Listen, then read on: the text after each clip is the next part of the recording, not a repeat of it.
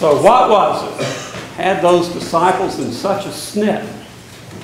I mean, there's this guy, he's casting out demons in your name, healing people. Well, we put a stop to that because he wasn't following us, by God. What's up with that? The person that evidently had the power of Jesus in his heart was healing people. I think it goes to brand recognition and marketing. The disciples didn't want some yahoo out there getting off message, messing up the brand that they were so carefully shaping with Jesus. That just wouldn't do. There was one Jesus. They had him. They were given the story. We don't need any independents out there trying to do something else with the brand that we're working on, that we're establishing. So they were upset. Jesus said, don't stop him. He can do power in my name. He's not against me. He's for us. Well, I think the disciples were on to something though. I mean, think about it this morning. This morning, how many different brands of Jesus can you have? Got the Anglican brand right here. You want an Episcopal Jesus? You got it right here at St. Mary's. You can have an Episcopal Jesus. You don't like an Episcopal Jesus? Go up the road. There's the Methodist Church there in Pleasantville. You can have a good Methodist Jesus. Don't want that? Well, you can go down the road to the Lutheran Church and have a Lutheran Jesus. Right up the hill, you got the Baptist. On up the hill, you got the Roman Catholic. You got all kinds of Jesuses out there. And all these Jesuses are competing with one another and trying to market their Jesus the best and get people in the pews, right? So the disciples were on to something. But the thing is, all of those Jesuses share one thing in common. They're all bound by belief.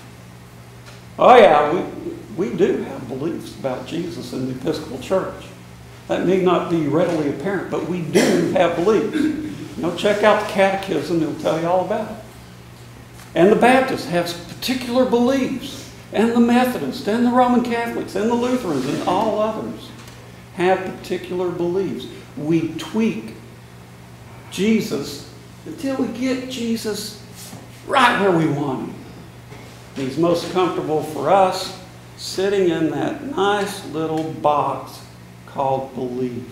Because as long as Jesus is in that little box called belief, he's not going to bother who? He ain't going to bother me. He's not going to bother you either. Now, I was over in Oil City for several years, rector of Christ Church, and mentored the EFM group, Education for Ministry. And there was a woman in there who had a very particular Jesus and felt very threatened when somebody else had a Jesus that wasn't quite her particular Jesus. And the way I worked with the group, I'd let them just explore however they wanted to. And they really got to exploring this one night. After that meeting, this woman comes up to me and she says, "You got to do something." What? You got to do something. This group's full of heretics. You've got to get them back on track. I said, well, first of all, I'm not the church police. And secondly, I trust truth.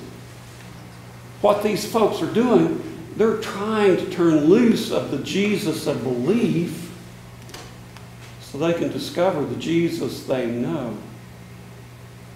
So move into the presence of the Jesus that's always been there. One in their heart that takes them to a place of power and healing and health.